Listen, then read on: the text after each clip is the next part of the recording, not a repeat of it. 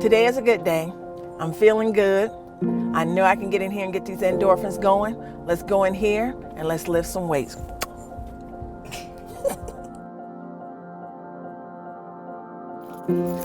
How are you today? All right, and you? Good. Thank you, ma'am. You're welcome. Some days you have to put on a mask because some days with my depression, I'm not feeling good. I'm not feeling good. It's like you just feel just this, not darkness, but you know that it's there. It's just taking over your body. Not seeing the light at the end of the tunnel. For me, it wasn't in any kind of life is not worth living, but something about not being able to see the bright side of anything. Even though you have the experience in the past that says it's probably gonna be okay, right, based on the data. But at that time, just the feelings and the thoughts are overwhelming about how you don't see how this is gonna end up okay.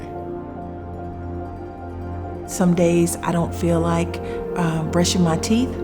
I don't feel like combing my hair. I don't feel like taking a shower because it takes too much effort. It's like even lifting my arm, it's like it weighs 100 pounds. And yet somebody asks you, how you doing today, Fonda? And you just smile and say, I'm doing fine, but you're not fine. You're not fine.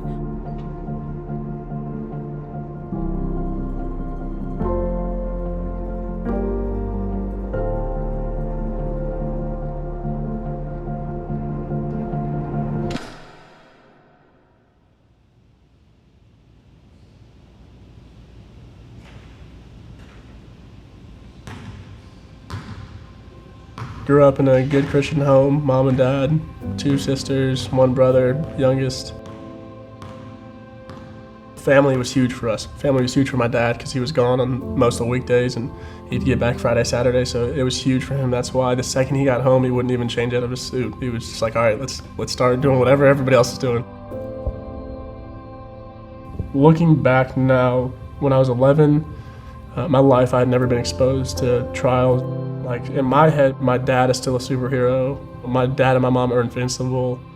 I was still very much of a kid.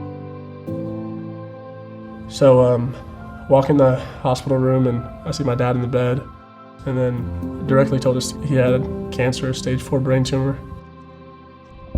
And my dad, I'd seen my dad cry maybe 3 times in my life before this, and then it was every day he would just cry and he would cry. Seeing my dad just be torn apart by cancer, it was finally hitting me that it might be something that he's really not going to win.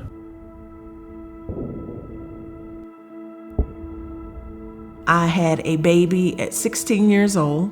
I named her Rachel Michelle, and she ended up dying a month later. She was born in July, and she died in August because her lungs weren't fully developed. I did not know a person could cry so much they had no tears. I suffered a traumatic incident, but yet we just went on. Nobody asked me, was I okay? Nobody tried to see if I needed any help. They just were like, okay, you lost a baby, go on. The story starts really when I'm growing up in Puerto Rico. The way that people spoke about mental health issues was not necessarily flattering. It was almost in a mocking type of a way of, that guy's nuts. It was in Spanish, so the equivalent of that, está loco. And how it was kind of something that was fair game to be made fun of. So, I didn't notice that at the time, but in hindsight, I look at it and I go, well, that might be the reason that I didn't speak about it. Depression is different for everybody and it's prevalent, right? You're likely to know somebody that is dealing with some mental health issue.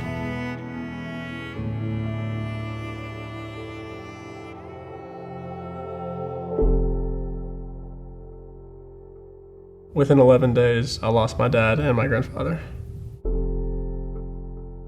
So I remember immediately I just went up to my room.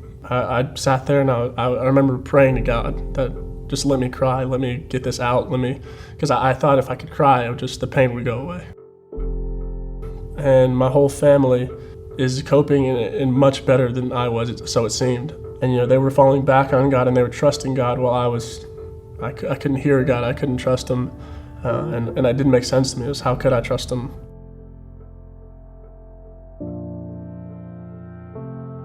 And then depression, I just let it take over. And then it turned into escape. And it was, okay, how can I get away from this because God won't help me? I was just done. So I remember we had pills from my dad, and I was like, okay, well, this is, I'm okay with life ending now. I'm just gonna go be with my dad, be with my grandpa.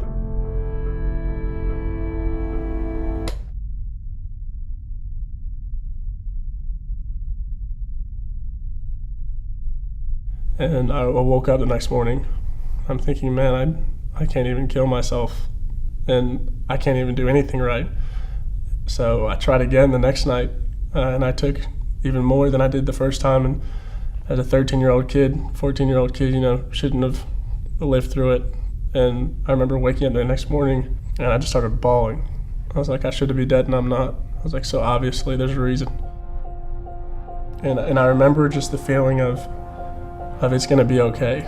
And not that the depression would be taken away, but that I wouldn't feel like I was fighting alone anymore. Mental health affects us all. It does not discriminate.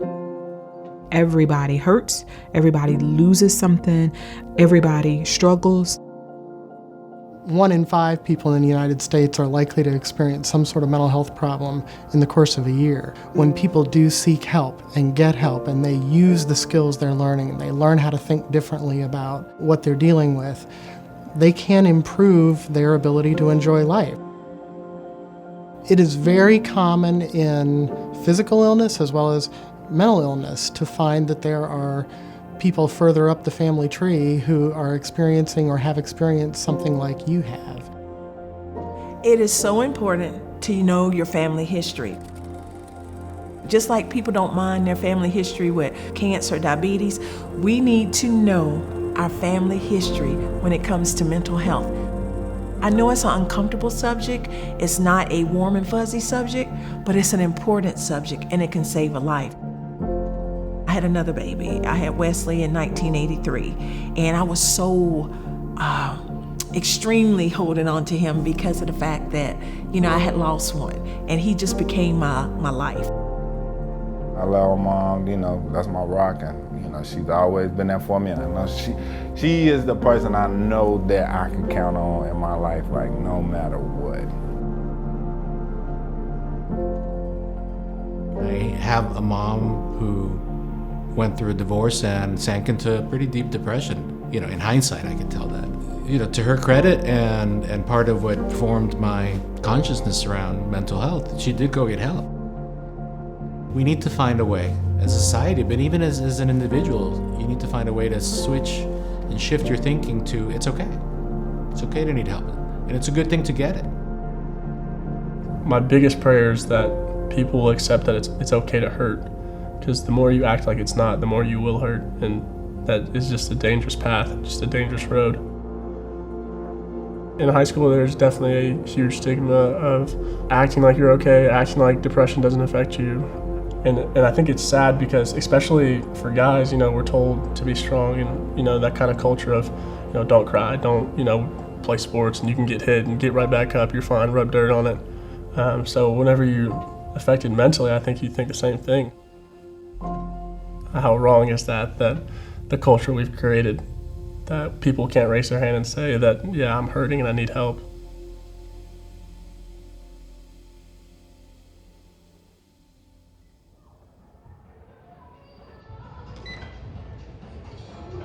Today is not a good day. Hopefully tomorrow will be better, but I'm not going to kid myself as well.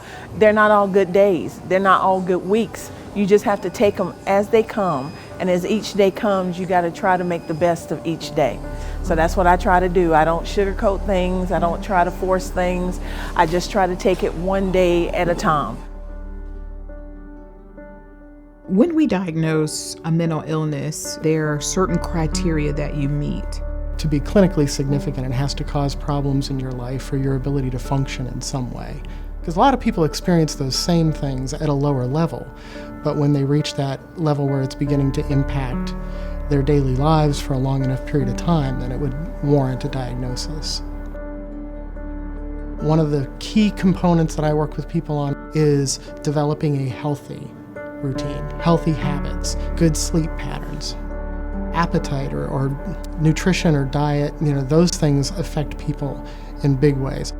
Exercise is a big factor in improving mood and helping people, do better physically and mentally.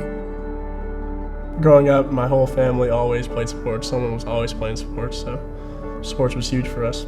The therapy of just going and being in a gym by myself, and I'm naturally an introvert, so I love being in the gym by myself, just being able to shoot by myself, just let my mind be free, not think about anything, just play. I do have a hope for the community, and it's that we can talk about mental health like we talk about physical health. My situation is unremarkable and non-dramatic as I think that it is, that it's good for people to kind of see that depression can take that form. So, what I would tell somebody who's feeling helpless is that there is help. There is help out there. It is possible to feel better. If you're afraid to take the next step, you just take the first step. Even if that first person is your physician, it's a softer handoff than calling the practitioner. Although we don't mind if you just call us. If we as a community, whether that's church community or just our community in general, if we can welcome and embrace the idea that this does affect so many people and there's something that can be done, very hopeful that that's going to make a difference. My depression is a battle every day. I know I have it and it's never going to go away. I just learned to outsmart it a lot of days. I learned how to outsmart it, and it's always sitting on my shoulder. It's always there. It's always telling me, hey, I'm right here with you. But just because it's with me, it doesn't mean it's going to beat me. My biggest step was accepting the fact that, okay, I have chronic depression, it's not going away. And I think whenever you can admit that it's something that doesn't go away, it becomes a lot more easy to deal with. And I know that if my dad were here, he could have told me that life may suck sometimes. And a lot of times it's to the point where I don't even want to do it anymore. And sometimes the fight's going to hurt. At the end of the day, we're going to win.